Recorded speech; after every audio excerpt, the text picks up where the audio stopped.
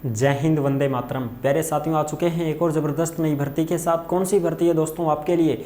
ये है भाई एम्स हॉस्पिटल नई भर्ती 2025। जी हाँ साथियों, एम्स हॉस्पिटलों में भर्ती निकल चुकी है। हर जगह है एम्स हॉस्पिटल। राजस्थान में भी है, दिल्ली में भी है, यूपी में भी है, एमपी में भी है। हर जगह पर है एम्स हॉस्पिटल। तो उनमें अलग अलग भर्तियां निकल चुकी हैं। एक साथ नोटिफिकेशन जारी हो चुका है, फॉर्म शुरू हो चुके हैं। ऑल इंडिया के महिला और पुरुष इसमें आवेदन कर सकते हैं। 10वीं पास वालों के लिए भी है, 12वीं पास वालों के लिए भी है, स्नातक वालों के लिए भी है, डिग्री डिप्लोमा वालों के लिए भी है, ITI वालों के लिए भी है। यानी कि LDC, UDC, लाइनमैन और तुम्हारे क्या बोलते हैं अर्दली, वार्ड बॉय, MTS, चपरासी, तमाम पदों पर ये भर्तियां निकली हैं। नर्सिंग वालों के लिए भी हैं, लैब असिस्टेंट जो होते हैं उनके लिए भी है, लाइब्रेरी वाले हैं जो लाइब्रेरियन उनके लिए भी यहाँ पर हैं। सभी के लिए यहाँ पर भर्तियाँ हो रही हैं। तो पूरी जानकारी को समझेंगे अच्छी प्रकार से। तो अभी तक आप नहीं जुड़े हैं चैनल से तो विश्वास के साथ आप YouTube चैनल को सब्सक्राइब कर सकते हैं, क्योंकि यहाँ पर आपको सभी भर्तियों की जानकारी दी जाती है और अच्छी प्रकार से आपको समझाया जाता है। तो चलो शुरू करते हैं। नमस्कार दोस्तों, मैं राजेश गुर्जर स्वागत करता हूँ आप सभी का एक और नई वीडियो में। आओ जी फटाफट से हम इसके बारे में देखेंगे और इसका ऑफिशियल नोटिफिकेशन जारी हुआ है उसको भी समझेंगे। एम्स नई भर्ती 2025, एम्स अस्पताल भर्ती नोटिफिकेशन जारी, फॉर्म शुरू हो चुके हैं। नर्सिंग वाले, LDC, UDC, लाइनमैन, MTS, चपरासी, वार्ड बॉय, ड्राइवर सबके लिए यहाँ पर है। ऑल इंडिया के महिला पुरुष इसमें आवेदन कर सकते हैं। संपूर्ण जानकारी समझेंगे और नोटिफिकेशन के माध्यम से हम सारी चीज़ें कवर करेंगे। भाई ये देखो भाई, ये तुम्हारा ऑफिशियल नोटिफिकेशन जारी हो चुका है जो आप देख सकते हैं। अखिल भारतीय आयुर्विज्ञान संस्थान, ठीक है जी, ये 2025 का जारी हो चुका है। जो आवेदन शुरू है 7 जनवरी 2025 से और इसकी जो लास्ट डेट रहेगी वो तुम्हारी रहेगी 31 जनवरी। वो क्या रहेगी? 31 जनवरी 2025 लास्ट डेट रहेगी भाई। All India institute of medical science ये है भाई। अब चलो फटाफट से देखते हैं। ये रही लास्ट डेट तुम्हारी, ये देख लो यहाँ पर 31 जनवरी 2025 लास्ट डेट है। फॉर्म शुरू 7 जनवरी से, लास्ट डेट 31 जनवरी रहेगी, ठीक है जी। और जो चीज़ें हैं उनको भी देखते हैं एक बार, अच्छी प्रकार से समझते हैं। ये देखो भाई, इसमें यह है date of uploading detail advertisement, यानी कि ऑनलाइन रजिस्ट्रेशन 7 जनवरी से, लास्ट डेट 31 जनवरी तक। और इसमें भाई एप्लीकेशन जो फॉर्म है तुम्हारा वो एक्सेप्ट हो जाएगा 11 फरवरी तक, आप देख सकते हैं उसको, ठीक है, बिल्कुल साफ। डेट ऑफ करेक्शन, अगर आप कोई गलती कर देते हैं फॉर्म में तो उसको सही करवाना चाहते हैं तो 12 फरवरी से 14 फरवरी तक सही करवा सकते हैं।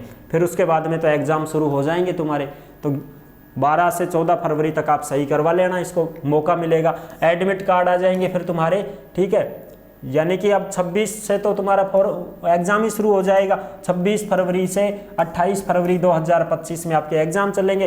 तो इससे 7 दिन पहले यानी कि आपको 20 फरवरी तक एडमिट कार्ड मिल जाएगा भाई साहब। 20 फरवरी तक आपके क्या आ जाएंगे? एडमिट कार्ड आ जाएंगे जी, ठीक है, एडमिट कार्ड आ जाएंगे 20 फरवरी तक तो, ठीक है जी।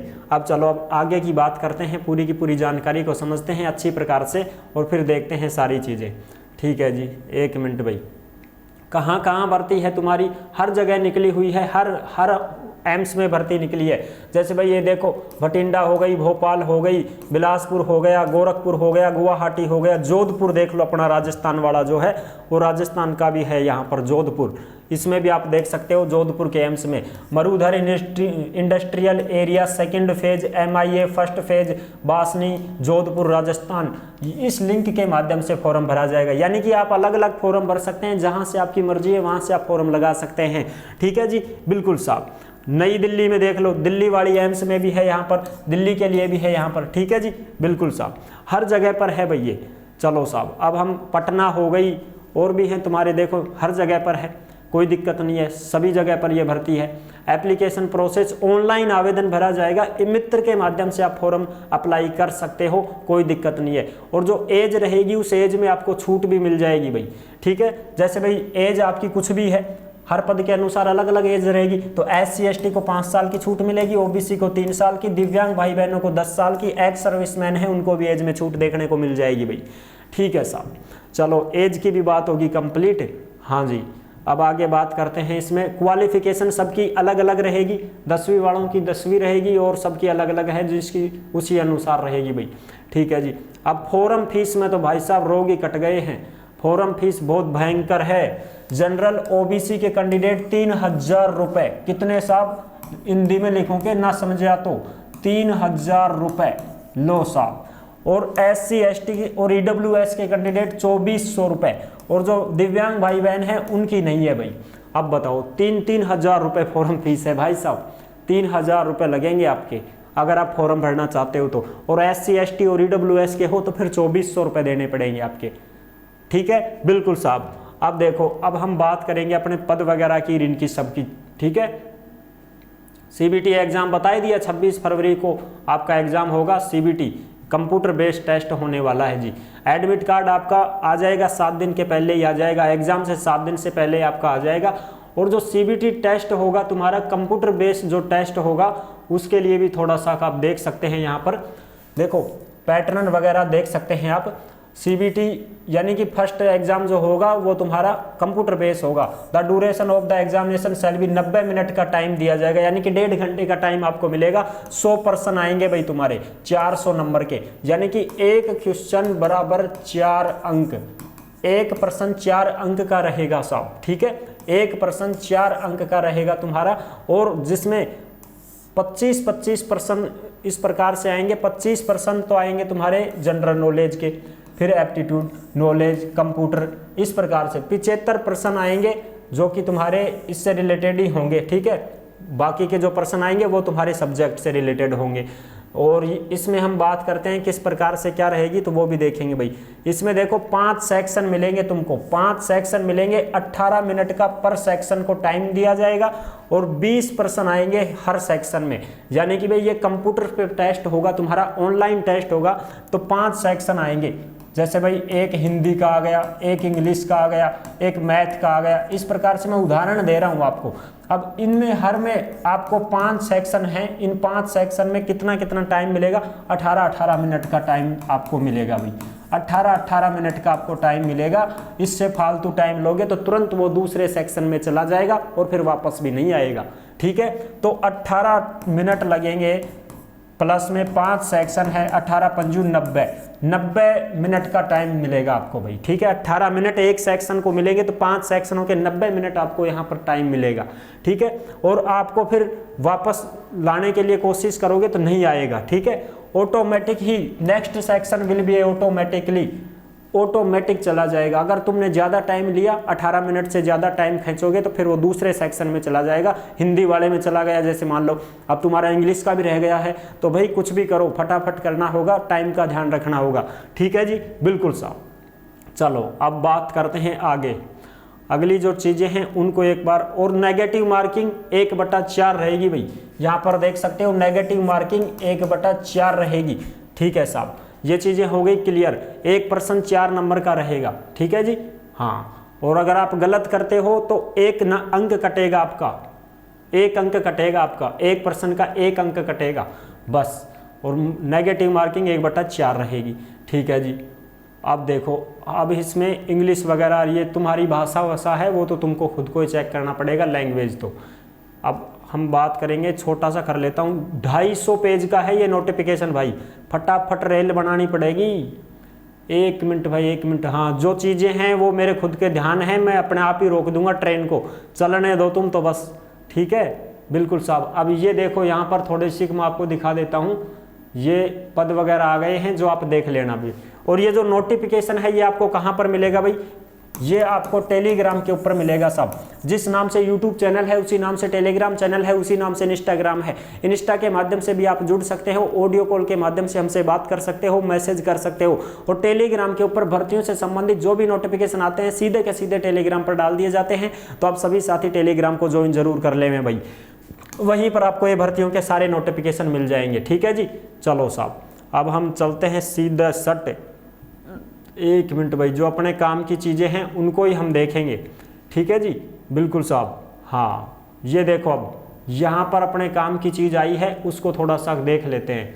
ये जो है इसको देखो भाई, data entry operator grade A, इसमें क्या मांगा गया है, इसमें जोधपुर में है ये जिसमें 18 से 27 साल एज है। बाकी छूट है, जिनको छूट मिलेगी 12वीं पास होना चाहिए। और भाई इसमें स्पीड नोट लेस देन 8000 की वर्ड डिस्क्रिप्शन डाटा एंट्री का काम आपको आना चाहिए भाई, ठीक है, कंप्यूटर वाला, ठीक है जी। ये चीज़ें हैं। ओके साहब, ओके साहब, ओके, ठीक है जी, ओके जी। डाटा एंट्री ऑपरेटर की बात हो गई, 12वीं पास वाले भर सकते हैं। 18 से 27 भी है, कहीं पर 30 भी है, लेकिन data entry operator grade A है, उसमें IAMS 18 से 27 ही साल मांगी गई है, 12वीं पास है, और ये कंप्यूटर वाला डाटा एंट्री ऑपरेटर का काम आपको आना चाहिए। जूनियर एडमिनिस्ट्रेटिव असिस्टेंट, इसमें 18 से 30 साल एज है, 12वीं पास मांगी गई है, लेकिन इसमें कंप्यूटर टाइपिंग टेस्ट देना होगा, जो कि 35 वर्ड इंग्लिश में, 30 वर्ड हिंदी के पर मिनट के हिसाब से। ये चीज़ें आपको ध्यान रखनी होगी, और ये शॉर्ट हैंड भी आपसे लिखवाई जाएगी भाई, ठीक है जी, बिल्कुल साहब। ये तो हो गया जूनियर वाला, ठीक है साहब। आगे भी बात करते हैं, LDC वगैरह के जो हैं उनकी बात कर लेते हैं, ठीक है जी। 1 मिनट भाई, लोअर डिवीजन क्लर्क जो LDC हैं उनको भी एक बार देख लो भाई। LDC में 18 से 30 साल एज रहेगी, 12वीं पास योग्यता है, कंप्यूटर टाइपिंग टेस्ट आपको देना पड़ेगा, वही 35 शब्द प्रति मिनट इंग्लिश, 30 शब्द प्रति मिनट हिंदी, ये चीज़ें हैं, ठीक है। और ये तुम्हारा है ही शॉर्ट हैंड वगैरह, ठीक है जी। तो ये तो हो गया LDC का। अब UDC में भी वही बात है, लेकिन UDC में तुम्हारी स्नातक मांगी जाती है, फर्क इतना ही है बस, बाकी वही टाइपिंग टेस्ट रहेगा, चाहे LDC हो चाहे UDC हो, ठीक है साहब, बिल्कुल जी, बिल्कुल। चलो जी, अब आगे देखते हैं। UDC में भी देख लो, कोई दिक्कत नहीं है, वो की वो चीज़ें रहेंगी इसमें। 1 मिनट भाई, अपर डिवीजन क्लर्क UDC जिसको बोलते हैं, 21 साल से 30 साल एज है, एजुकेशन क्वालिफिकेशन डिग्री मांगी गई है, किसी भी यूनिवर्सिटी से हो, यानी कि स्नातक पास अगर आप हो तो UDC में फॉर्म भर सकते हो। स्किल टेस्ट आपको टाइपिंग टेस्ट तो देना ही पड़ेगा, 35 वर्ड प्रति मिनट इंग्लिश, 30 वर्ड प्रति मिनट हिंदी वाली टाइपिंग आपको आनी ही चाहिए साहब, ठीक है जी। ये हो गई UDC LDC की बात कंप्लीट, ठीक है साहब। अब आगे और देखेंगे हम अपने काम की जो चीज़ें हैं उनको भी देखेंगे साहब, उनको भी देखेंगे साहब। 1 मिनट रुको, हाँ ये और क्या क्या है भाई, 1 मिनट रुको भाई, करते हैं इसका भी, देखते हैं आगे। ITI वालों के लिए जो लाइनमैन वगैरह बता रहे थे उसके ऊपर देखेंगे, बात से गौर करो भाई। लाइनमैन इलेक्ट्रिकल 18 से 30 साल एज है, 10वीं पास और ITI होनी चाहिए, ठीक है, और 2 साल का एक्सपीरियंस भी इसमें मांगा गया है भाई। आपके पास में अनुभव प्रमाण पत्र भी होना चाहिए, अनुभव प्रमाण, जिसमें भी एक्सपीरियंस मांगा है ना भाई, उसमें आपका अनुभव प्रमाण पत्र लगाना पड़ेगा। इस बात का ध्यान रखना कि आपने काम कहाँ पर किया है, ये चीज़ें हैं भाई, इसको ध्यान रखना। 10वीं पास और ITI होना चाहिए उसी ट्रेड से जिस ट्रेड से मांगा गया है। वायरमैन वाले हैं, इनकी भी 18 से 30 साल है, 10वीं पास और ITI होनी चाहिए इलेक्ट्रीशियन ट्रेड से, ठीक है जी। और इसमें आपको जो है काम भी आना चाहिए, प्रैक्टिकल एक्सपीरियंस 5 साल इन इलेक्ट्रीशियन ट्रेड में, 5 साल मांग लिया भाई, ओ शाबाश। आगे बात करते हैं, गैस मैकेनिक हो गए ये सब।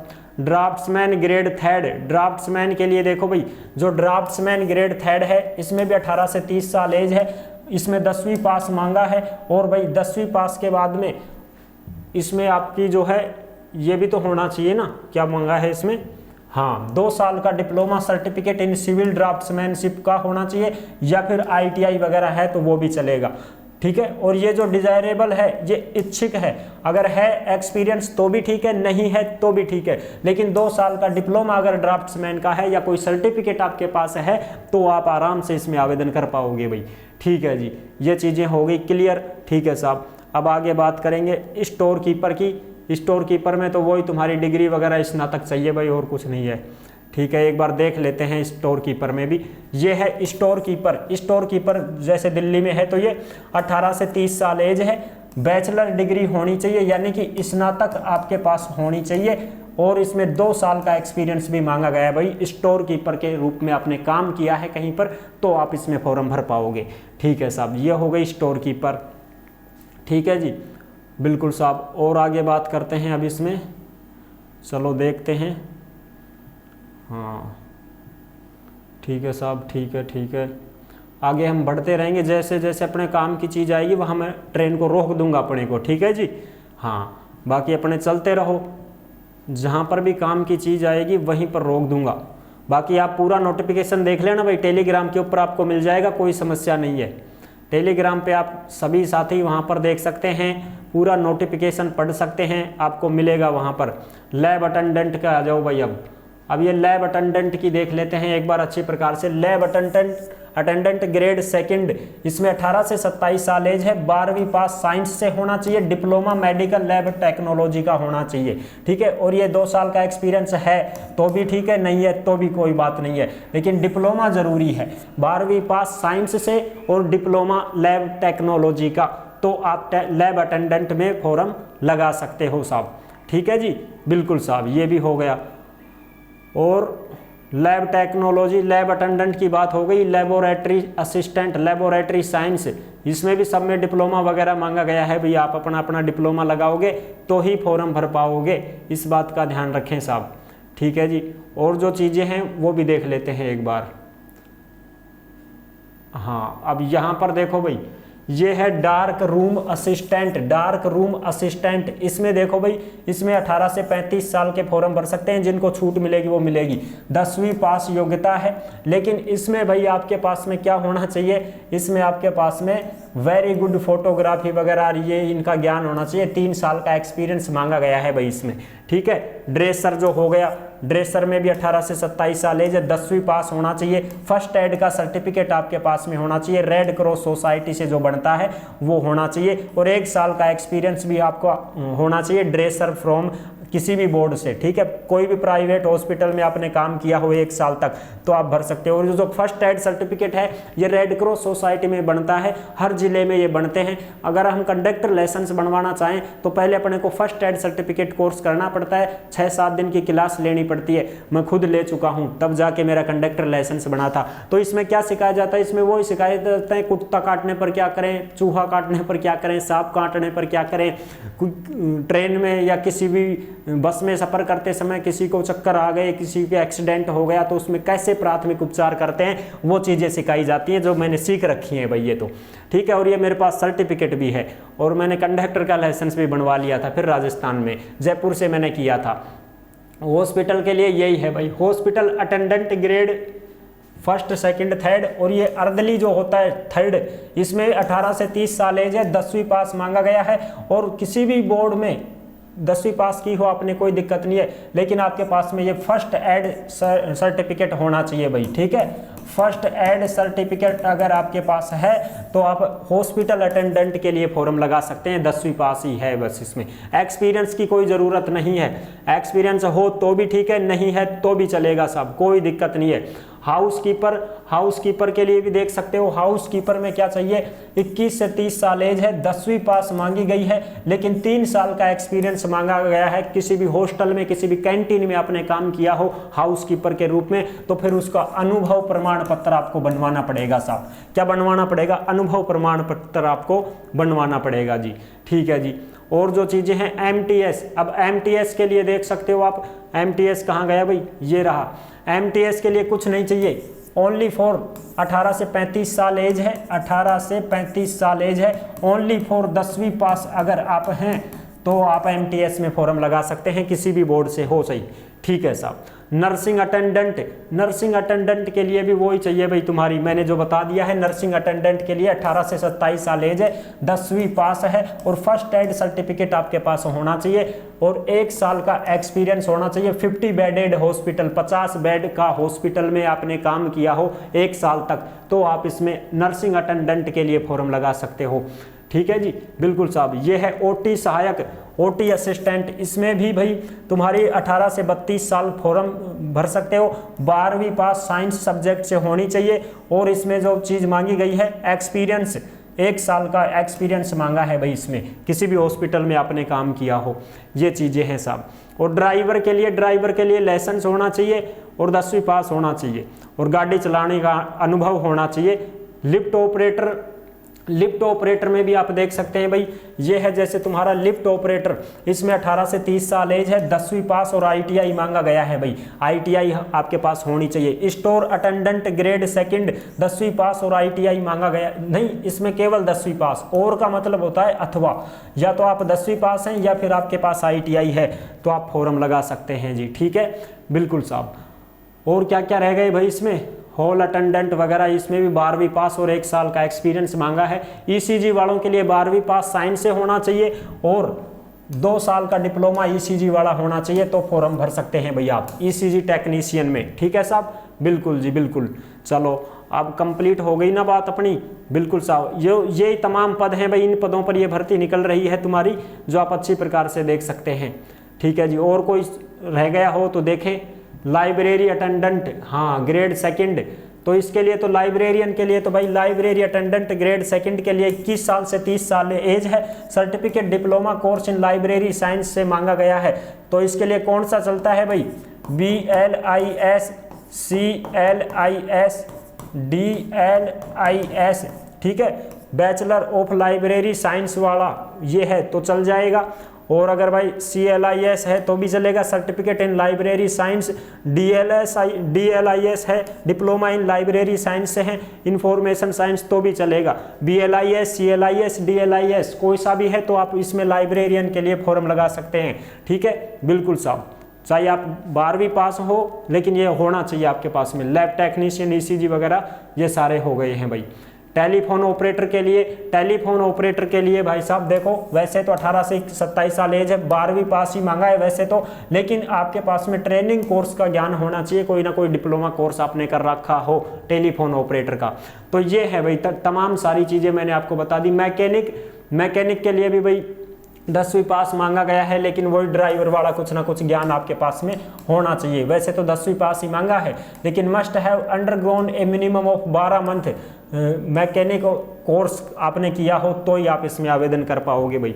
ठीक है साहब, बिल्कुल जी। तो ये हो गई सारी की सारी चीज़ें क्लियर जो मैंने आपको बता दी हैं। ठीक है साहब, और कोई इसमें रह गया हो तो देख लेंगे। अरे 200 से भी ज़्यादा का है भाई ये नोटिफिकेशन, 200 पेज से भी ज़्यादा पेज हैं इसमें, इसलिए मैं आपको फटाफट से जो अपने काम की चीज़ें हैं वो ही बता पाया हूँ। बाकी आप खुद पढ़ लेना, खुद देख लेना, कोई दिक्कत नहीं है। ये सारा का सारा नोटिफिकेशन आपको टेलीग्राम के ऊपर मिल जाएगा भाई। ठीक है, तो अभी तक नहीं जुड़े हैं चैनल से तो विश्वास के साथ आप यूट्यूब चैनल को सब्सक्राइब कर सकते हैं, क्योंकि यहाँ पर आपको सभी भर्तियों की जानकारी दी जाती है और अच्छी प्रकार से आपको समझाया जाता है। फिर मिलेंगे एक और नेक्स्ट वीडियो में, तब तक के लिए सभी प्यारे साथियों को जय हिंद, जय भारत।